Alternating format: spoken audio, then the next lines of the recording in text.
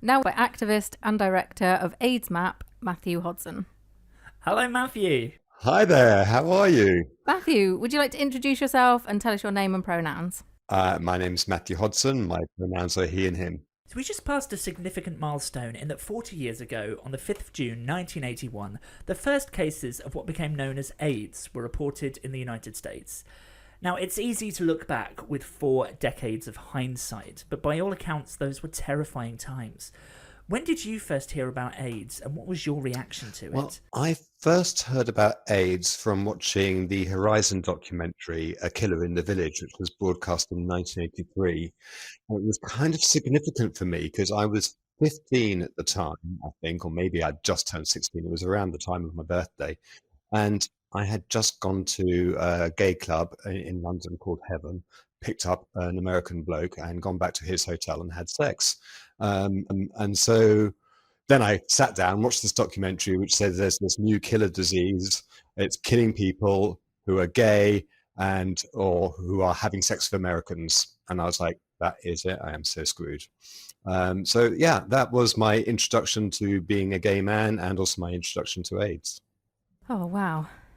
Your HIV diagnosis came later. What was the world like at the time you found out that you were HIV positive? So I was diagnosed in 1998, and I had wondered whether I might be living with HIV before that time. But to be honest, I had gone through a bit of a mental health challenging period. A relationship had come to an end, and various other things had kind of gone wrong in my life, and I just knew that I couldn't cope with a positive diagnosis at that time. In 1996, there was what was called the Vancouver Conference. And at the Vancouver Conference, they announced that they now had the medication which could treat HIV effectively, that it was no longer a death sentence. And so, of course, that was a big push. So although I've now been diagnosed for such a long time, I mean, 23 years, you'd think you'd earn the title of a long-term survivor after all of that. But actually, I always feel like the long-term survivors are the ones who were diagnosed before 1996, because they would have been diagnosed at a time when there was no effective treatment and when they were still talking about an HIV diagnosis as a death sentence. Um, so at the time that I was diagnosed, I knew there was treatment, and so I knew it wasn't going to kill me immediately, but the treatment was still very new, and we didn't know how long we would live. And I think it's kind of quite easy to kind of retrofit it and say, oh, well, of course, we always knew that this treatment was going to be really effective and it should be equal life expectancy. But actually, that's something that's really kind of come about much more recently. And so when I was diagnosed, I was aged 30 at the time, I thought, well, that's going to take a significant chunk of years off my life. And I kind of set about, I was like, if I can just live to 50, if I'm 50 is the goal, if I can live that long, I will feel like I've lived a long life. And I'm about to turn 54. So mission accomplished. That's incredible. I mean, I'm always the kind of person who likes to talk about the future and about what's coming next. I am annoyingly optimistic. But how important is it that we keep talking about the past and shining a spotlight on the tragedy of the early days of HIV and AIDS? I mean, I think that's kind of quite a difficult question in some respects, because I don't want it to be just about the past. And you know, sometimes you kind of feel that there's that kind of generational thing with particularly within LGBT communities, and that my generation, you know, those of us who kind of lived through Section 28 and the days when AIDS was not treatable, that, you know, it's, I can understand why some younger people go, oh, I'm just bored by that. I don't want to hear about that. That's not my problem. And I think that's legitimate, because I know that when I was at university, when I was just kind of starting to come out as a gay man, you know, that there would be the people who would talk about the days pre 1967, pre the partial decriminalization of homosexuality, and I was fascinated by those stories because I wanted to know, you know, how did you meet up? How did you have sex? Was the sex really good? You know, all those kind of questions churning around in my head. But for other people, it's just like, we don't care about that. You know, I mean, I remember in the 90s, and we got pubs, gay pubs, with windows that were open to the street, and we thought this was the most incredible innovation ever. We felt that we were the generation which had conquered everything because we are no longer hiding behind blacked out windows. And I think there's that thing with every generation. Every generation thinks that they're the first or the best or the ultimate. And it's true, because every generation does have its joys and its triumphs, but also every generation has its real challenges. And, we've seen, since the challenges of Section 28 and AIDS, which my generation in particular had to cope with, we've seen new challenges emerge, such as chemsex, such as obviously COVID in the last few years. And what has been really something that's been really just horrible for me to witness, and worse for other people to experience, is the level of hostility which has been directed against trans people, which really seems to have ramped up in the last couple of years. And I don't know whether I've got PTSD or something like that about it, but I mean, it's so familiar for people, for those of us who lived through Section 28, and that language that is being used against trans people now, it's you can't distinguish it really. It's the same thing. And so I really get annoyed when other gay men or lesbians or bisexual people aren't as furious as I am and saying, what can we do to support our trans siblings? We need to stand with them, because the tools which they're using, the weapons which they're using to attack trans people now, are exactly the same weapons as they were using to attack us back then. Media has played a really important part of telling the story of HIV. I mean, we all watched It's a Sin when it came out recently, and I remember watching Armistead Maupin's Tales of the City. It was just seminal in my understanding of the gay community. When Tales of the City did its reboot in 2018, there was a really interesting scene where a gay man in his late 20s, early 30s was at a dinner party with a group of gay men in their 50s and 60s. And they were talking about challenging transphobic language, and the older gay men were appalled and said that the generation today have it so easy when they had it so hard. Now, that seems to strike a very different tone with what you're telling us here. So what role do you think that storytelling has in helping us to get past this issue? I mean, I have to say, I thought that reboot of Tales of the City was just wonderful, and I just loved how it embraced... Are we allowed to swear on this podcast? Okay, how that whole, fuck you attitude towards, embracing the whole rainbow. I thought it was just wonderful. It was, we're taking no prisoners. This is going to be a queer show, and deal with it. And I just thought that was great. I think there is this there's always going to be intergenerational conflict. And I think it's something which is so harmful for all of our communities. And it's harmful for young people, and it's harmful for old people. So I would love to consign that to the dustbin of history. I think that no generation has a monopoly on grief. No generation has a monopoly on hardship. No generation has a monopoly on joy. So I feel that younger people who didn't go through what I went through, perhaps could learn some of the things which I learned. Let's not reinvent the wheel of activism every time. There's a torch of activism which I received from the generation before me, and I want to pass that torch on to future generations. But at the same time, that's not coming from a place of arrogance. I learned so much from younger people, and I really value what I learned from younger people. And I just love having younger people in my life who can tell me things which I don't understand. I mean, there's some things I will never understand. I mean, I think I'm just, the whole video games and Pokemon, I don't even know how to pronounce it. I mean, I'm that old. But, I mean, there's elements which I will just never get. It's fine. Old men in technology, it's useless. But there is so much which I do learn. And one of the things which I do love is this embracing of kind of queer, diverse communities. I think that's really wonderful. I know that there is, for example, I know that there is a long history of non-binary identities, but I only know that because I read this article by Travis Alabanza, which was fabulous, and it kind of went through it and talked about non-binary identities across cultures and across time. And I was like, I am learning so much, because it just wasn't on my radar when I was growing up. And I think this is the fabulous thing is, we're watching societies and communities evolve and change, and quite rapidly. And I think information technology, social media is only increasing the rapidity with which we evolve. And I can understand why that makes people scared. I get that, because change is difficult, change is troubling. We like comfort, we like security, we like the things that we know.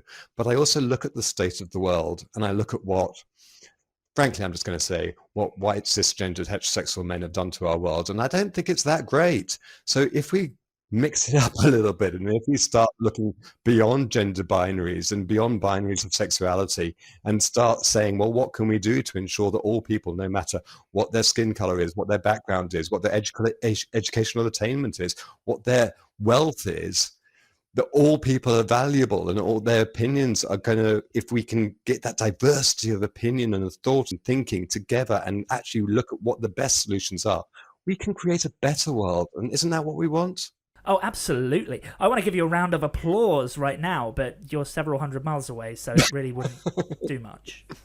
Can you tell us a little bit about U equals U and some of the misconception around what undetectable means? Yeah, so I'm really happy to talk about this, because it is something I am incredibly passionate about. U equals U is the absolute scientific understanding that we now have that when someone with HIV is on an effective treatment, they can no longer pass the virus on to their sexual partners. Now, we call it U equals U because the goal of HIV treatment is to suppress the levels of virus in the blood. And when it gets suppressed to a certain point, it becomes what is termed undetectable. Now, in a way, it's a bit of a clumsy expression, because actually undetectable, meaning it can't be detected in a standard test. Well, the test got more accurate, and so then what was undetectable then became detectable, and so that kind of confuses the whole issue. But leave that aside. Let's just say viral suppression, and we refer to viral suppression as undetectable. So undetectable means untransmissible or untransmittable. These aren't real words. It kind of annoys me that I think all the terminology is a bit clunky, but it has now just reached that level of penetration into the community that it sort of feels like, well, it's a done deal. We're just going to have to live with the fact that it's called U equals U.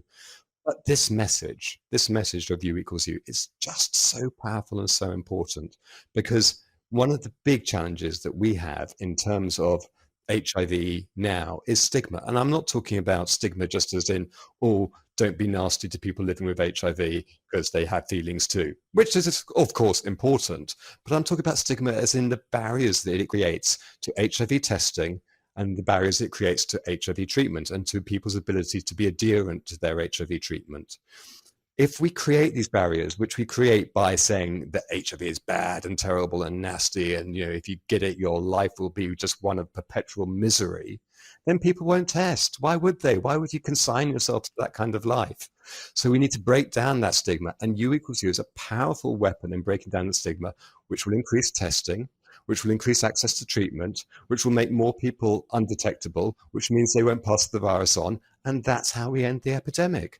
So it touches every base for me. It tackles stigma. It supports adherence. It means that people can have families living with HIV, and their children will not have HIV.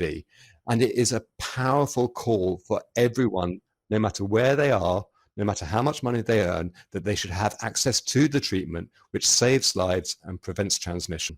Amazing. Oh, incredibly important message. And what about AIDS Map? AIDS Map is the name of the website, which the organization that employs me does. It provides information about HIV and AIDS to people living with the virus, and also to those people who care for them, whether that be their families, their friends, or their healthcare providers. So we've got two main sections on the site. One section deals with all the news about HIV. Most of this comes from journals and conferences. It's very sciencey, it's very geeky. If people are into their science geekery, it's the place to go for HIV and AIDS information. And then we've got the About HIV section, which is kind of, I would say, it's static information. It's the information which doesn't change so much. So it tells people how HIV is and isn't transmitted. It will tell people about how to safely conceive and deliver children without HIV. It talks about some of the other impacts that HIV may have upon bone density, on the menopause for women. Yeah, so it's a great resource. I mean, I work for it, so obviously I think it's the best source of information about HIV and AIDS that there is. I think others may argue, but then they'd be wrong. Oh, thank you. What a great resource. Now, many of our listeners may not have heard many first-hand accounts of living with HIV in 2021. Can you talk a little bit about how it impacts your life today? Well, I mean, I've got to recognise I have all sorts of privileges. I mean, first of all, as someone who lives in the UK, we have an excellent National Health Service. My HIV medication is free to me. And these structures, which allow me to access my medication, are really stable. So, I don't want to get overconfident because the world is changing very rapidly. But I mean, I feel like I'm in a really good position. I'm luckier than people in the US, for example, where actually access to treatment is much harder, and I'm luckier than lots of people, say, in Southern Africa, where there are stockouts, as in they can't get hold of the drugs. Often the clinic visits are much harder to arrange. And that has a real impact on kind of people's ability to access medicine. So for me, first thing I have to say is I have to acknowledge how incredibly lucky I am that I don't fret about getting my treatment. And 27% of people living with HIV in the world at the moment do not have access to treatment. So, I do not take that privilege lightly. I think it's really important that we acknowledge that my experience is going to be very different, significantly different from many other people. I also have all those privileges that come from being a white middle-class male, which is that people don't argue with me so much. And obviously I use that for my own benefit. But it does mean that I can talk about living with HIV. I can be very open about living with HIV. And also I got, biceps like mangoes. So, quite frankly, if I talk about living with HIV, I'm much less likely to be the victim of a physical attack, because I just don't look like I'd be easy to fight. So I've got to recognize all those things which make my life easy as someone living with HIV, which maybe it wouldn't be as easy for somebody else. So recognize the privileges that I enjoy. Don't assume that other people have those same privileges. But beyond that, my life's okay. I take a couple of pills every night. I don't have side effects. I feel pretty healthy. I feel pretty well. I mean, as I say, I'm almost 54 years old. So, the body is slowing down a bit, but I'm trying to disguise that by just, pumping the muscles up so no one looks at the face. Well, having followed you on Twitter for quite some time, Matthew, I can confirm that your biceps are indeed the size of mangoes. Yeah, thank you. As someone who did a bit of weight training to pass the time in 2020, I greatly admire that. It's a lot of work. There have been headlines recently that the technology behind the COVID-19 vaccines might herald new hope for a vaccine for HIV. Is there anything you could tell us about that? I would sound a note of caution. There's been some kind of promising results from, the initial trials are basically, does it do harm? And so when often people send out very excited press releases saying, oh, we have got something which is looking really promising, and it's phase 1 trials, and you kind of go, yeah, phase 1 doesn't really mean that much. There is something that's happening. It's quite promising, but I would say I feel like I've been here before, so I'm not getting too excited just yet. There have been lots of different avenues that have been explored. We had a major disappointment last year with something which we had gone through phase 1 and phase 2 trials, and then we started to think, oh, look, there seemed to be some evidence of efficacy. And then when it was rolled out to a larger group, there was no significant difference between the control arm and the people who were receiving this particular treatment. So that didn't work. It's interesting that actually, with the COVID vaccine, I would say it's quite unlikely that we would have been able to get that vaccine out so rapidly if it hadn't been for a lot of the structures which have been set up around HIV treatment and around HIV vaccine development, because so much of that infrastructure, that trials mechanism, and that knowledge that has been pushed into HIV research was then utilized, and we got a really rapid response in terms of finding the vaccine for COVID.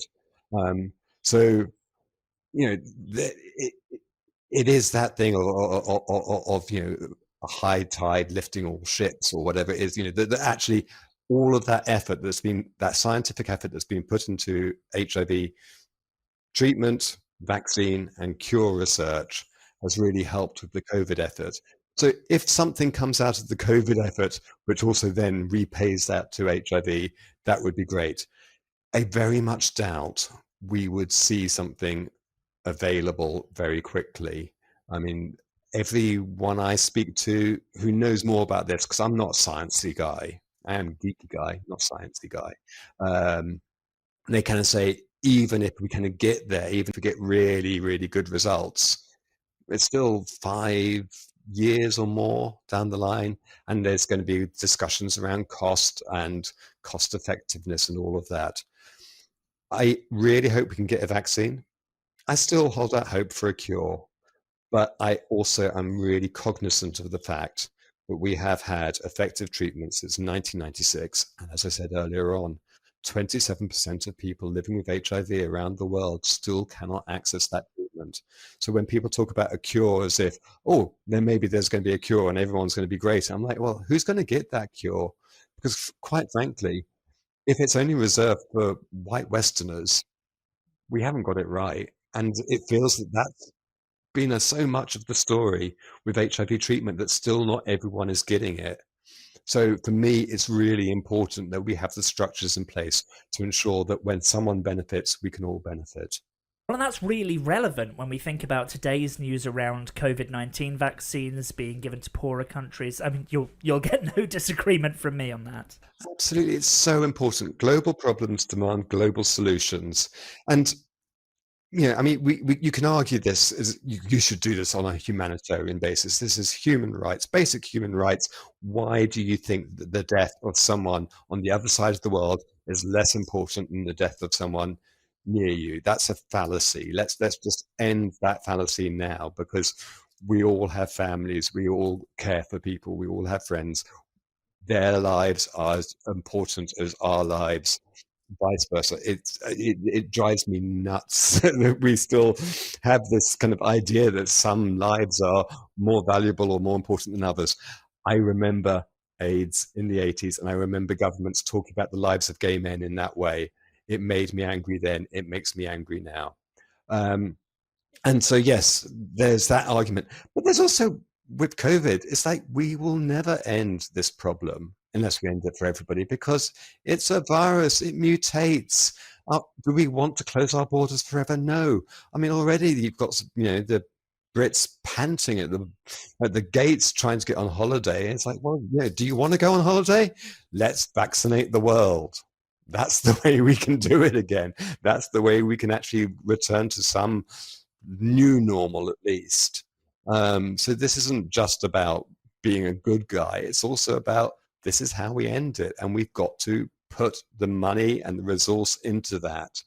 Now, I follow you on social media, and as well as being an activist, a staunch trans ally, and aficionado of good puns, you're so open about your life online. How important do you think it is for people, and future generations in particular, to see you thriving? I think that for so many years, if someone pictured someone living with HIV, it was a kind of an image from kind of the Band-Aid era kind of thing, kind of the African AIDS orphan image, or it was those kind of Tom Hanks in Philadelphia or Jared Leto in Dallas Buyers Club, and it's always kind of like frail people dying, and that's not how it is. And I kind of wanted to put out images into the world of someone who isn't just surviving, but who is actually thriving with the virus. So it just felt like that was kind of a really important way. Oh, that's bigging myself up. I hate that, but it felt like it was a valuable contribution, at least. I hope it is, to just say, look, you can live a good life with HIV. And I'll tell you, a couple of days ago, I did a tweet because it was the 40th anniversary of the first reports of AIDS cases. And so I did something saying, well, look, I've been living with HIV for 23 years and, it's fine. I'm doing fine on medication. I feel well. And I know that I can't pass the virus on to sexual partners, and that's great. And someone contacted me and they said, your tweet made me cry. And I was like, oh, well, why was that? And they said, well, I was diagnosed 2 days ago and I lost all hope and I was thinking about ending my life. And then I happened to see this tweet that you did, and it just made me think about things again. And that was obviously an incredible thing to read. And it's like just absolutely astonishing to think that you've made a difference in someone's life. But it also really brings home how much of a burden of stigma this virus still carries, and how much of a challenge it is to break down that stigma. That's why it feels it's kind of important to do the gym selfies and all of that nonsense. And as for supporting trans people, I mean, what I understand about trans people really resonates with my own experience as a gay man in the 80s. And so it just feels like, well, it doesn't feel like I'm doing anything special. I'm just saying, let's be nice. Let's not make people's lives shit. And that doesn't feel like that should be an extreme viewpoint or anything like that. That just feels like the obvious, normal, humane, right thing to do. And I find it amazing, really, when people say, oh, you're a good trans ally, because it doesn't feel like I do anything much. And I also feel really conscious, I'm probably going to get things wrong. There's a couple of things happened in my life which really helped me with trans people. One was I had a meeting with an extraordinary woman called Michelle Ross, who set up Clinic Q at 5016th Street. She said, can you come and talk to me? Let's meet and talk about trans sexual health. And I was like, okay. I was working at Gay Men Fighting AIDS at the time. And so I went to meet with her and we had a long conversation, and she was so good because she answered some of the questions I had, because I think sometimes cis people get a bit nervous about talking with trans people in case they make a mistake. And as I say, I'm sure I make mistakes the whole time. And that, of course, then becomes a barrier. But Michelle was so patient and so clear and direct about what trans people needed in terms of sexual health, which of course was where I was working. I was like, okay, this is really, really good. And then there was another thing. There's a woman who's just in my social circle, and she's trans, and we were both invited to a birthday party in the West End. And she said, oh, would you mind traveling with me? And I was like, sure, of course, yeah. We're coming from the same area. We're going to West End together, not a problem. And the experience of just taking a journey in London, this is not, some small rural place or anything like that. It's, cosmopolitan, liberal London. And I saw how people were with her, and I saw how she closed up on that journey to avoid confrontation, to avoid conflict. And I just thought, this is appalling. Wow, thank you for sharing that story. It actually matches up with a personal experience I had quite well. When I was in the early days of transitioning, I had the bravery to put on a dress and go out for dinner in London with Catherine, with you. And we went to a restaurant and had a lovely meal. But the experience that I had, the looks that I got from people on the street, the discomfort I could feel from other people around me walking there and walking back, the glares, the stares, it just put me off from ever doing that again. In fact, I've not actually worn a dress in public since then. Oh, well, that breaks my heart, to be honest. I'm so sorry. That's a memory that sticks in my mind as well. I'm sure you will. I have absolute faith in you. So, what does the future hold for you, and what are your biggest hopes for the LGBTQ plus community in the coming 5 to 10 years? Okay, here's what I feel. I've lived through some difficult times, and I think we are living through difficult times now. I think many of the equalities, many of the rights, and much of the social acceptance that LGBTQI plus communities now enjoy is under threat. I think those threats are very serious. I think they're organized, and I think they're well funded. I think there are people in positions of power in the UK and in many, maybe most countries across Europe and, and the rest of the world who do not support our rights, do not support our liberties. And I think where we are at now, we really need to be holding the line. I see what's happening with trans people. We've already spoken about this. I think there are some within lesbian, gay, bisexual communities who would be happy to move away. We know, who I'm talking about. A certain alliance, maybe, and I think I think there are well-meaning people within that alliance. I think there are people who are not well-meaning within that alliance. I think, but I think there are people who, or perhaps they're not in that alliance. But, I think there are people who identify as lesbian or gay or bisexual who don't see that who don't see that their interests are connected with the interests of trans and non-binary people. I think they're wrong. I profoundly think that they're wrong, because I think that if we give ground, they will take more ground. There's this false perception that if you give your enemy something, they will go away. And history tells us again and again and again that the more you give your enemy, the more they will demand. So I am saying, let's not give ground now. I think that the future for all of us is going to be really difficult. I think COVID has added an additional complication because it has upended so much of our structures and economy and all of that. And that can be used as a cloak to introduce retrogressive law and attitudes. We see it in the way, it's not just trans communities who are being demonized. We see migrant communities being demonized. We see a ramping up of rhetoric against refugees, for example. And it's coming from the same place. We see it in women's reproductive rights as well. It's coming from the same place. It's coming often from the same funding sources. And I don't want to sound like someone who's, wearing a tinfoil hat or anything like that, but I think there are real dangers ahead.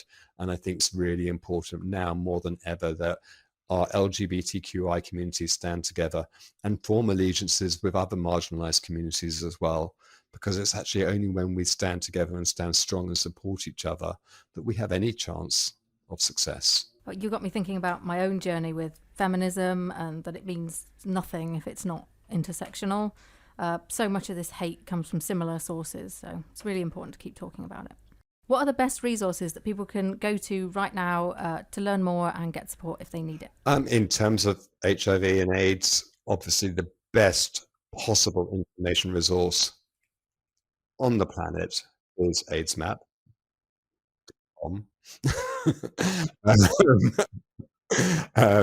But I think what's really important is that people are able to access information in a way which is right for them. So obviously there's AIDSmap. If what your particular thing is you want to sit down and read articles, and we do have articles and it's kind of quite clear where we say kind of, this is like the summary version, which is kind of perhaps a bit simpler to read, or this one's heavily illustrated. And then there are the more intense and more scientific pages as well. But one of the things that I've been really keen about is ensuring that we just reach people where they're at. And so we've kind of produced like a range of different kind of resources, like video resources. I host or co-host a currently fortnightly broadcast called AIDS Map Chat, where we kind of get guests on, and we always have people who are living with HIV on the show. We always have some medical experts or scientists on the show as well. But we talk about HIV in a way which I hope is really accessible and kind of fun. And, usually there's some laughs, and well, we broadcast one last night and there were some tears as well. So, it's a big, it's all a great big emotional mess. But I think it's, if people, it depends what kind of information people want, but we do try and provide information in a format which will be helpful to people on the site. So for HIV and AIDS information, AIDS Map. And where can our listeners find you online? Oh, it's hard to avoid me, but well, no. So I'm on Twitter. I'm at Matthew_Hodson. There is another Matthew Hodson who's also on Twitter, and he's a nurse, and I think he must hate me because we keep on getting mixed up. But he doesn't post as many gym selfies as I do. And there's another one who's a barrister, and I think he must hate me even more because I suspect him of being heterosexual. So you can find me on Twitter. That's where I'm most comfortable. I am on Instagram as well. But I mean, that really is just, blatant nudity basically. And, I don't think I'm very good at it, to be honest. Old man in technology. I'm just like sitting there going, oh God. But yeah, well, I hope they're kind of fun and interesting. And you can find NAM AIDS Map on Facebook as well. Oh, amazing. Thank you so much for joining us, Matthew. It has been funny and insightful, and it's given me a fire in my belly, and not a hunger one for a change. Thanks, Matthew. It was so great to talk to you both. Thank you so much for inviting me on the show. Bye. Bye-bye. Okay, bye.